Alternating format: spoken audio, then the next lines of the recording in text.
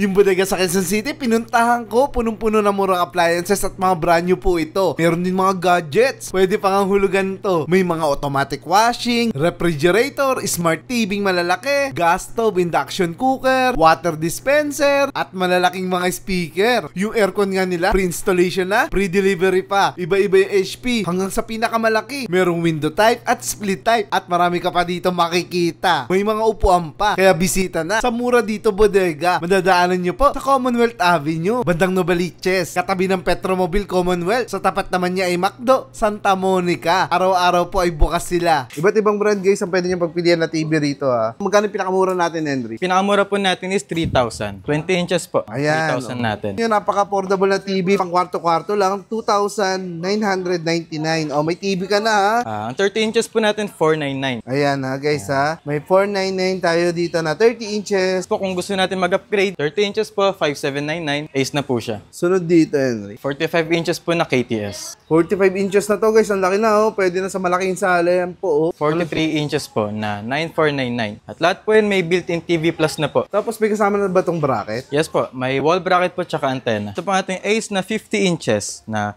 same system lang po dun sa ating mga 32 at 43. Mas pinalaki lang po siya. 14,999 bali. Sa Android 14 na pala to. Yes po, may PC input po, Bluetooth. So pwedeng gawin pala monitor to. Yes po. Ito naman ating Ace 55. Halos same lang sila ni 50. Inches lang ang pinagkaiba nila. Mas malaki lang siya, yes, sir. no? Pero sa mga nabibitin pa sa 55, yung pinakamalaki natin, yes, 65 inches. Ang ating 65 inches, 4K Ultra HD na siya. So marami siyang features na hindi lang pangkaraniwan. Bali, meron siyang magic remote na nagiging mouse natin. Para mas convenient, no? Yes, pag kinokontrol nila. WebOS na rin po siya. Mas malaking upgrade siya kumpara sa ating mga smart TV. Mas level up pala, yes, no? Po, mas level up na po siya. Balita ko, voice command to. Yes po, voice command na rin po siya. Kahit di na po kayo lumapit, kahit kausapin na lang si remote, ayun. Yan, pwede po natin may access Ako control yan. na, no? Yes po. Bago lang to. Yes sir, bago to sir ang ating Brodo PH. Sa Google TV na rin siya sir, ang kilala nating Brodo brand sa ating speaker ay available na rin natin sa TV. QLED pa. QLED na siya sir, talagang perfect yan. 4K na rin po siya. At meron na rin siyang voice command. Ganun, high-tech ha? High-tech na rin talaga siya. At Dolby Atmos na rin siya, talagang surround na ang sound. Kakahalagaan siya ng 15,499 sa ating 50 inches. 50 inches na to guys ha? So meron pa tayong 55 inches. Mas malaki ito. Yes.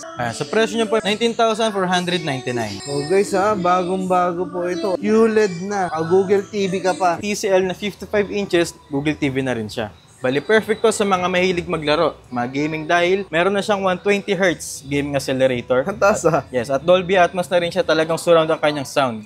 At may eye care na rin siya. So sa aling everyday tayo naglalaro, walang problema yan. Hindi masakit sa mata, no? Yes, sir. Sa mga naghahanap ng mga washing pa, ang dami pala nila dito. Ayan. Yes po, ating Sharp na washing machine automatic ay available sa iba't ibang kilograms. Meron tayong 7 kilo at meron tayong 8 kilos. Ayan guys ha. Mga automatic na to, no? Isang pindot lang. Yes po, isang pindot lang.